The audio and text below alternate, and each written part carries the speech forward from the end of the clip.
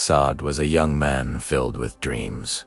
Big dreams. He yearned for a sprawling mansion, a sleek luxury car, and the kind of fame and respect that turns heads. So, he worked, day and night, pouring every ounce of his energy into his ambitions. But a strange emptiness followed him.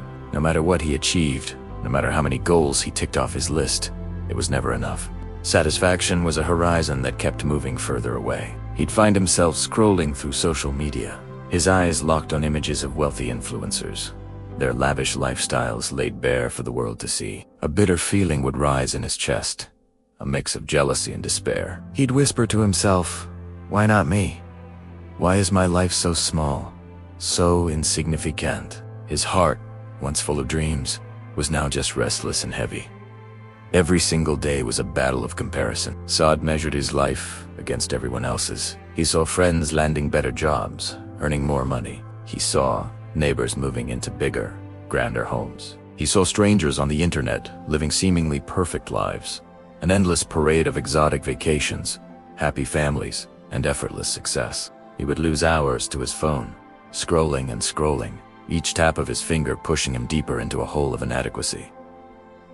The more he watched, the emptier he felt inside. It was a strange paradox.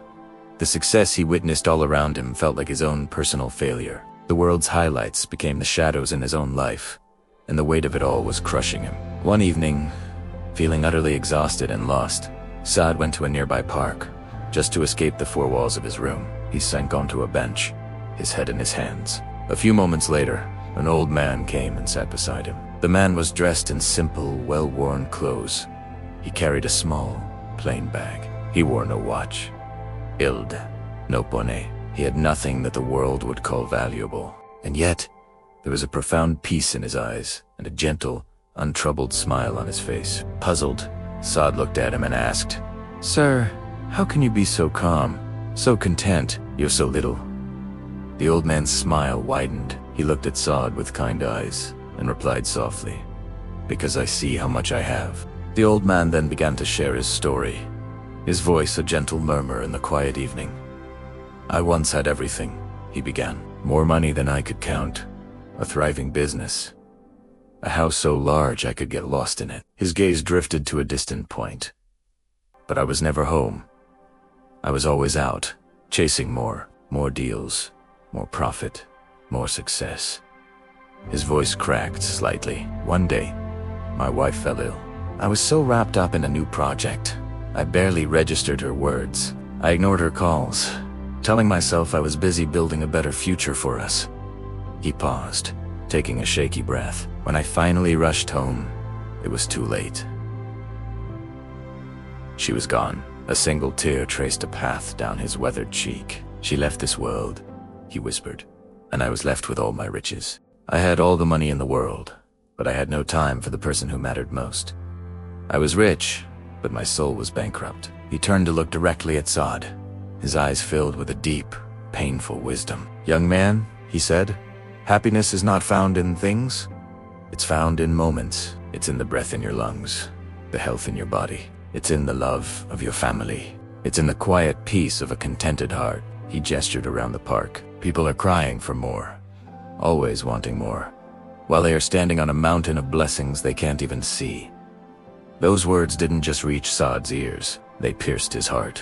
For the very first time, a profound sense of shame washed over him. He wasn't ashamed of what he didn't have. He was ashamed of what he'd failed to see. That night, Saad walked home in a daze, the old man's words echoing in his mind. He entered his house, not with his usual frustration, but with a new awareness. And he started to notice the small things, the details he had overlooked for so long. He saw his mother, her face etched with worry, waiting up for him. He saw his father look up from his newspaper and give him a warm, welcoming smile. He smelled the aroma of a hot meal, lovingly prepared and kept warm on the table. He felt the comfort of his own bed, the security of a roof over his head. In that moment of quiet reflection, a powerful realization dawned on him. He was already rich, immeasurably rich. He just had never bothered to count his wealth. From that day forward, everything changed. Saad became a different person.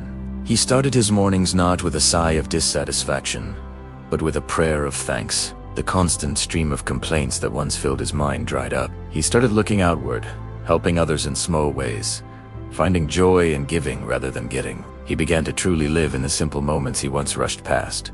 He savored the taste of tea shared with his family, the quiet beauty of a walk at sunset, the genuine, unforced sound of laughter with his friends. As he shifted his focus, he felt a heavy burden lift from his shoulders. His heart became lighter. His smile, once a mask for his unhappiness, became real. Today, if you ask Saad about success, he won't talk about money or fame. He'll tell you, peace is priceless. Gratitude is the real wealth, and knowing you have enough is the ultimate success. He learned the most profound lesson of all. When you stop desperately chasing happiness, something magical happens. Happiness turns around and starts following you. So, if you're watching this right now, and you feel that familiar ache of unhappiness or dissatisfaction, just for a moment, I want you to pause. Stop scrolling, look up from your screen, look around you. And just for a minute, count your blessings. The big ones and the small ones. You might just realize that your life is already beautiful. Be happy with what you have, and you will discover that you already have everything you truly need. If this story touched your heart, please like, share, and subscribe. Here, we find peace in simplicity. Thank you for watching.